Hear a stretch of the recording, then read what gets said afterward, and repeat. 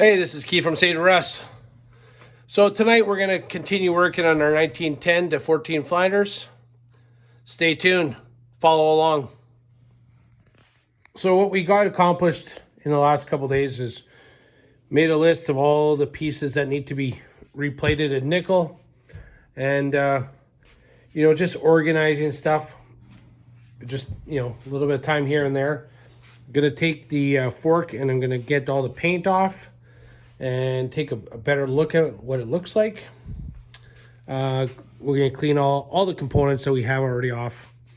And we figured out what needs to be re-nickeled, not chrome, it was nickel, because this is very early.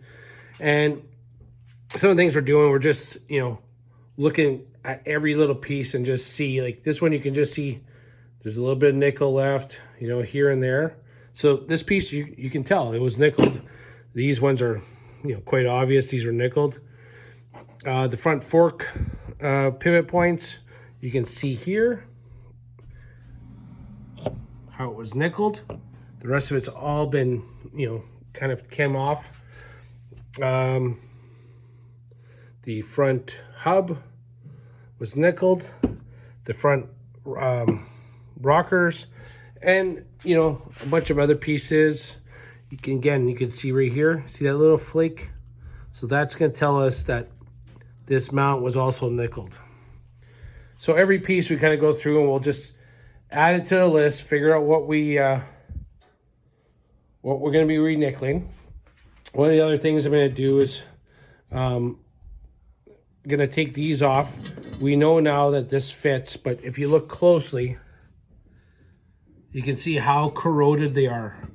This side looks really good here, but obviously this was sitting in water or moisture. So we'll have to make new braces. This is the back brace. Hard to tell. There's the other one, and it's busted. And the one that's still on the fender is also been broken. So we're gonna have to take them apart, straighten them, and then refit them. I'm gonna try and get the fender back into a shape that's better than this. And we're gonna take off this mount. We're gonna heat these up next. And this mount, if you look at it, that goes right here in between these two. I mean, you can see this all needs to be replaced in time. But that was a spacer.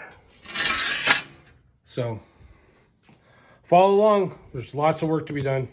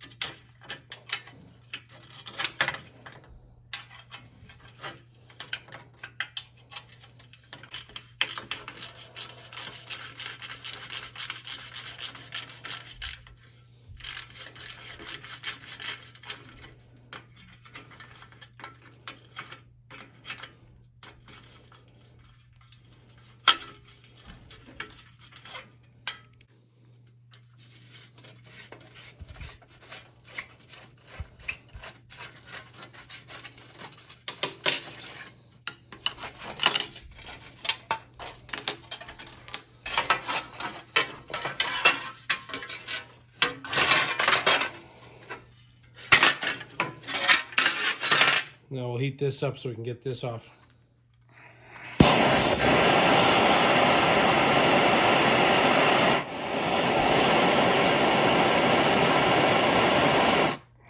You can see it's pretty red.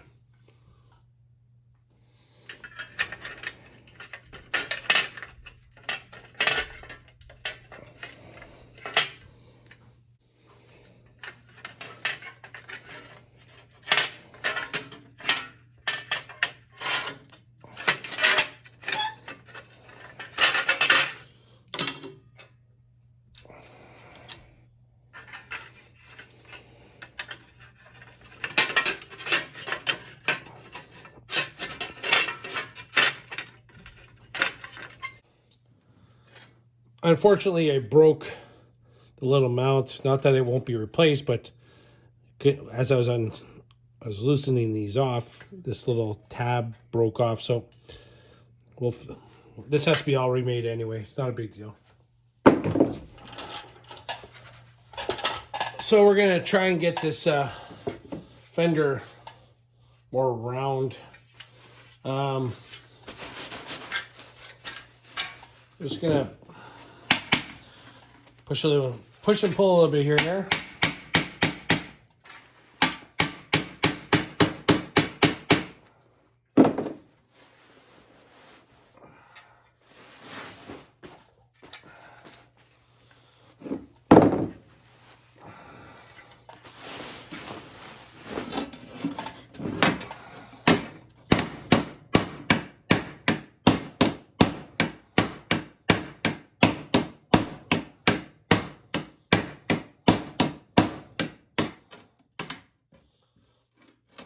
This entire fender is going to be completely remade.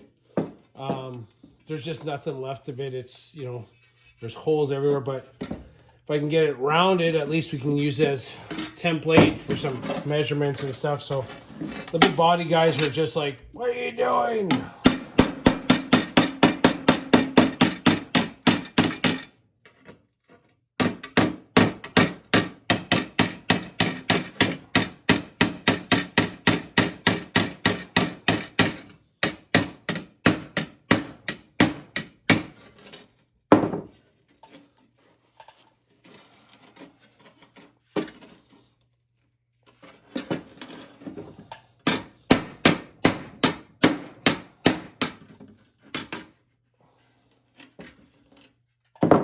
Never forget, this was run over by a tractor.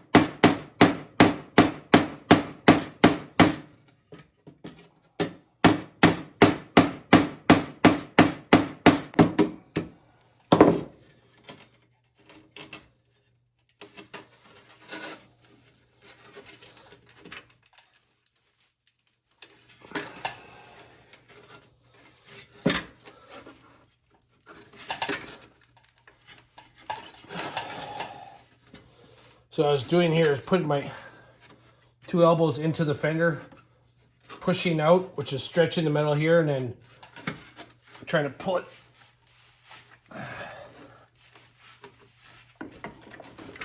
back down.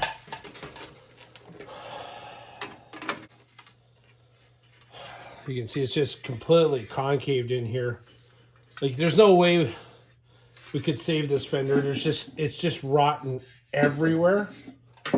But once we get it to the point where it'll actually fit back onto the bike, it'll give us all our measurements of the holes, the width, you know, placement of everything. So I'm not wrecking anything here. There's nothing left to save.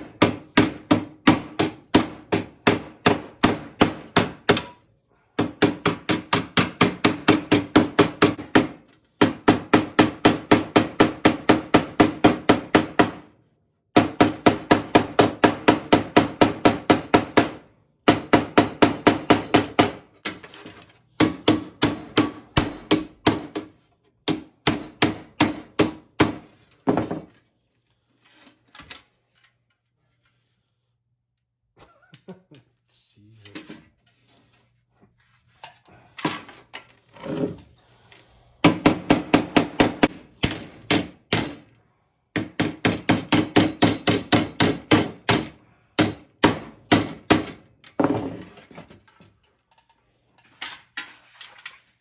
Well, still a long way to go, but I'm gonna have to grind these rivets off for this mount so we can concave that in. Slightly better than it was before, or slightly worse. I guess depends on your point of view. It's obvious to say I'm not a body guy. I just wanted to get this back into at least a straighter form.